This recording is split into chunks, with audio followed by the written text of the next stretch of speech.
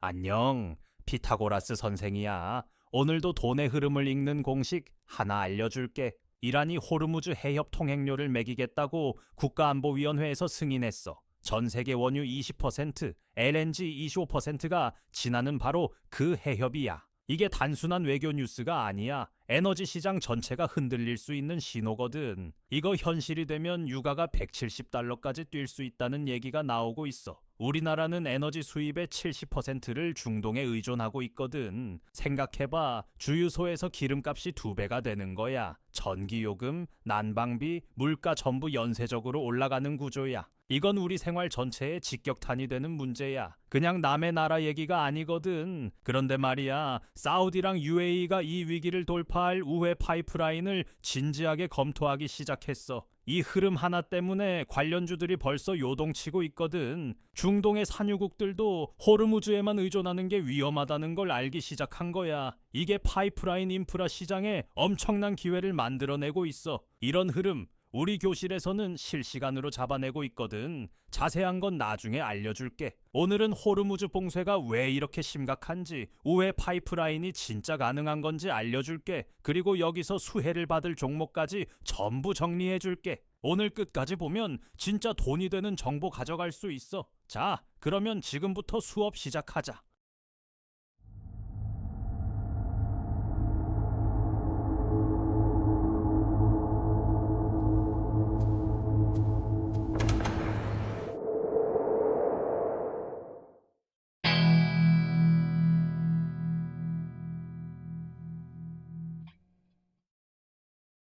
자, 1교시 시작할게. 호르무즈 해협이 왜 전 세계를 공포에 떨게 하는지 지금부터 알려줄게. 먼저 기본부터 짚어야 해. 이 해협이 대체 어디 있고 얼마나 중요한지 모르면 뉴스가 이해가 안 되거든.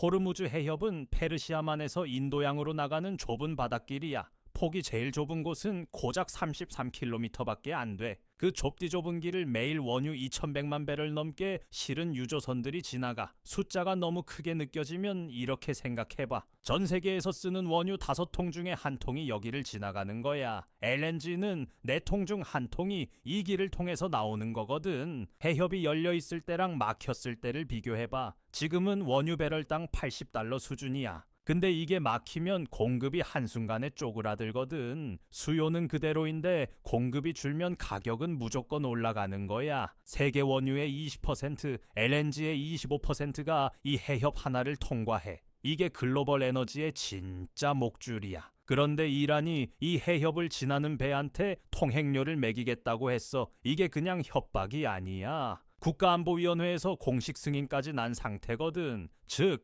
이란 정부 최고 결정기구가 오케이를 찍은 거야. 파이낸셜 타임스가 4월 1일에 이걸 보도했는데 단순한 외신 기사가 아니거든. 의회 전체 표결까지 4월 중에 가능하다는 내용이 포함돼 있어. 통행료가 부과되면 해운 비용이 30에서 50%뛸 거야. 배가 그 돈을 그냥 내지 않잖아. 결국 물건 값에 다 얹히는 거거든. 우리나라는 에너지 수입의 70%를 중동에 의존하고 있어. 통행료가 생기면 연간 추가 비용이 수조 원 단위야. 이게 다 소비자 가격에 녹아들어서 올라오는 거거든. 물가는 오르고 기업 원가는 뛰고 수익은 쪼그라드는 구조야. 지금 유가는 배럴당 80달러 수준이야. 근데 시나리오를 단계별로 보면 무서워져. 통행료 부과만 돼도 100달러는 금방 넘어. 실제 봉쇄나 군사 충돌까지 가면 130달러, 극단 시나리오에서는 170달러야. 여기서 더 무서운 건 트럼프 대통령이 이란을 계속 압박하고 있다는 거야. 군사 충돌까지 가면 유가 170달러 시나리오는 그냥 이론이 아니거든. 이 3주 안에 방향이 나올 수 있다는 게 전문가들 얘기야.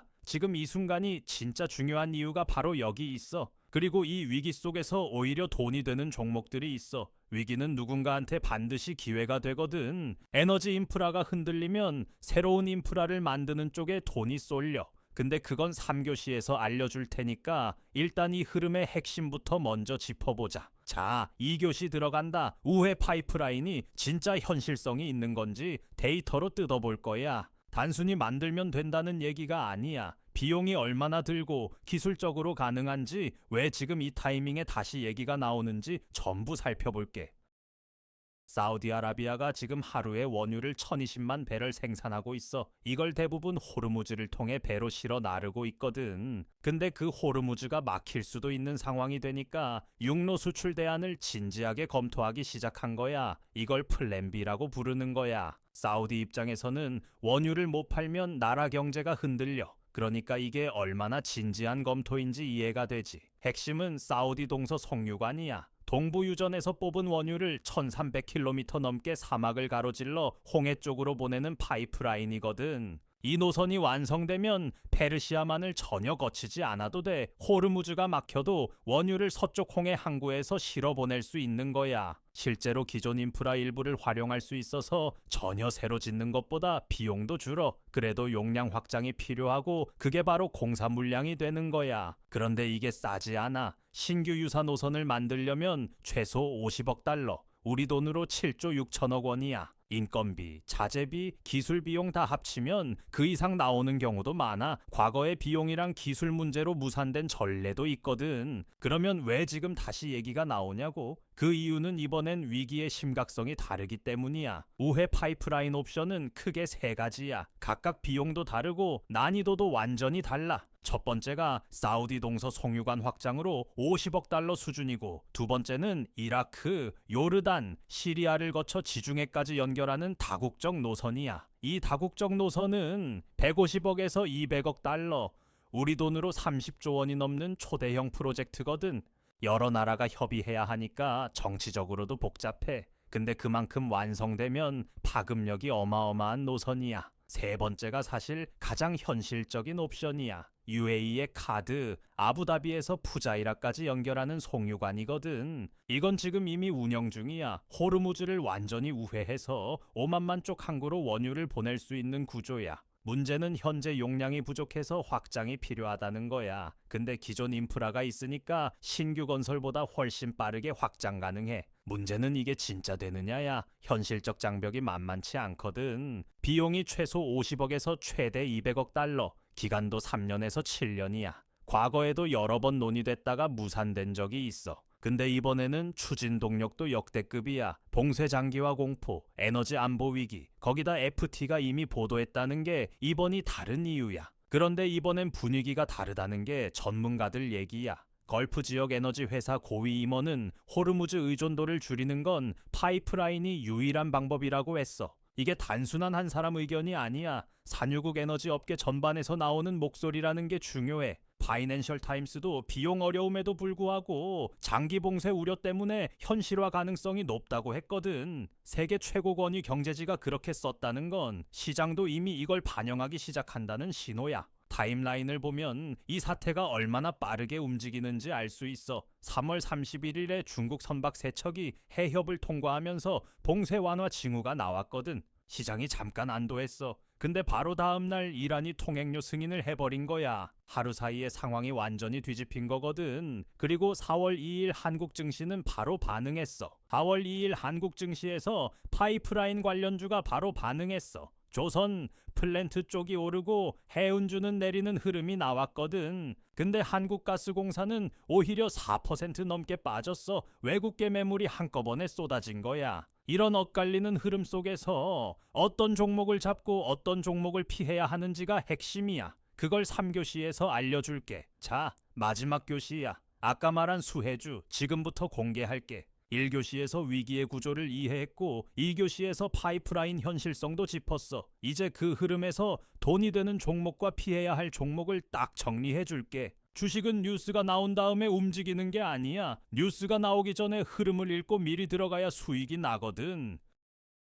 첫 번째 직접 수혜주, 현대중공업이야. 호르무즈 우회 파이프라인이 현실화되면 설비와 기술 수요가 폭증하거든. 파이프라인 공사에는 엄청난 규모의 강관, 해양 플랜트 설비, 용접 기술이 들어가. 현대중공업은 조선이랑 플랜트 기술력이 세계 최고 수준이야. 중동 인프라 수주 경험도 있고 글로벌 입찰에서 경쟁력이 높거든. 실제로 4월 2일 장중에 3.2% 올랐어. 파이프라인 프로젝트가 재검토되고 있다는 뉴스 하나에 장중 3.2% 움직인 거야. 실제 수주 소식이 나오면 더 크게 반응할 수 있는 종목이거든. 물론 단기 급등 이후 조정도 올 수 있어. 그러니까 무작정 쫓아가기보다는 타이밍을 보는 게 중요해. 두 번째 직접 수혜주는 삼성중공업이야. UAE 푸자이라 노선 확장이나 송유관 건설에 참여할 가능성이 높은 종목이거든. 거래량이 이미 20% 이상 증가했어. 시장이 먼저 반응하기 시작한 거야. 삼성중공업은 해양 플랜트 분야에서도 강점이 있어. 파이프라인 건설뿐만 아니라 해상에너지 인프라 전반에서 수주 기회가 생기는 구조야. 세 번째는 포스코 인터내셔널이야. 에너지 무역이랑 원유 대체 수송 체인에 연결돼 있거든.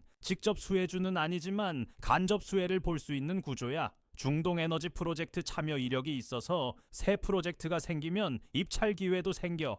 거래량도 15% 증가했거든. 꼭 직접 수혜주만 봐야 하는 건 아니고 이런 간접 수혜주로 리스크를 분산하는 것도 전략이야. 반대로 조심해야 할 종목도 있어. 수혜주만큼 중요한 게 피해주를 아는 거야. 한화오션이랑 HMM은 해상 운송 의존도가 높아. 호르무즈가 막히면 이 종목들은 직격탄을 맞는 구조거든. 통행료가 올라가면 항로 비용이 늘고 수익성이 바로 나빠져. 이미 4월 2일에 한화오션 1.8%, HMM 2.2% 하락했어. 이게 시작일 수도 있어. 봉쇄가 장기화될수록 해운주는 더 힘들어지는 구조야. 한국가스공사는 좀 복잡해. LNG 다변화 수요 측면에서는 수혜를 볼 수 있는 구조야. 에너지 안보 테마랑도 연결되거든. 근데 메릴린치 같은 외국계가 매도 의견을 내면서 4% 넘게 빠진 거야. 이처럼 하나의 종목 안에도 긍정과 부정이 동시에 존재해. 이럴 때는 섣불리 들어가기보다는 외국계 매물이 소화된 이유를 지켜보는 게 맞아. 정리하면 이렇게 대응하면 돼. 직접 수혜주인 중공업 쪽에 관심을 갖고 해운주는 비중을 줄여. 그리고 포스코 인터내셔널 같은 간접 수혜주로 분산을 해놓는 거야. 한 가지에 몰빵하면 안 되거든. 상황이 언제 어떻게 바뀔지 모르니까 투자는 분산이 기본이야. 이 원칙을 지키면서 수혜 테마에 접근하는 게 핵심이야. 그리고 가장 중요한 건 일정이야. 이란의회 최종 표결이 4월 중에 나올 수 있어. 이 표결 결과가 나오는 순간 시장은 크게 움직일 거야. 승인되면 유가가 뛰고 수혜주가 강세를 보이고 부결되면 반대로 흘러. 트럼프의 이란 압박 결과도 오후 3주 안에 방향이 나올 거야. 이 두 가지 일정을 머릿속에 딱 박아두고 있어야 해. 자, 이런 흐름 속에서 우리 교실 학생들이 어떻게 접근했는지 알려줄게. 파이프라인 테마가 부상하는 걸 실시간으로 잡아내서 관련주에 빠르게 진입한 친구들이 수익을 냈어.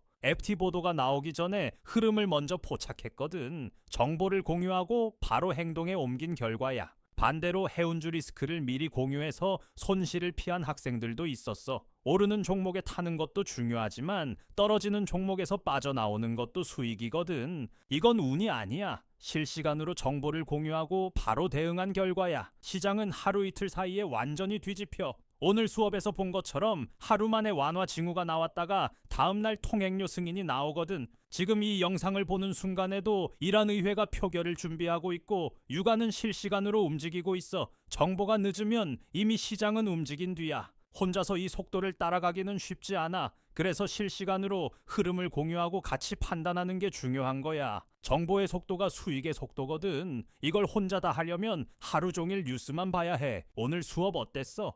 호르무즈 해협 사태가 어디까지 갈 거라고 보는지 댓글로 알려줘. 봉쇄까지 갈 것 같아? 아니면 결국 협상으로 풀릴 것 같아? 다들 생각이 다를 텐데 의견 나눠보는 것도 공부가 돼. 실시간으로 이런 분석 받고 싶으면 우리 교실에 들어와. 매일 이런 흐름을 정리해서 공유하고 있거든. 선착순이고 무료니까 부담 없어. 들어오는 방법은 화면에서 확인해봐. 안녕하세요. 선생님 제자 김한나예요.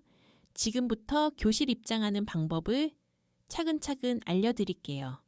자, 고정 댓글을 보시면 이 링크를 눌러주세요. 그 다음 입장하기 버튼을 눌러주세요. 그럼 교실 입장 전에 간단하게 선생님이 질문을 하실 거예요. 이렇게 밑에 입력창이 있으니 차근차근 대답해 주시면 돼요. 이제 마지막 질문까지 끝났다면 여기 체크 버튼 눌러주시고 제출을 누르시게 되면 신청이 완료됐네요. 간단하고 쉽죠? 교실이 정원이 정해져 있어서 신청하신 순서대로 입장을 도와드리는 연락을 순차적으로 드리고 있으니 연락 놓치지 마세요. 감사합니다.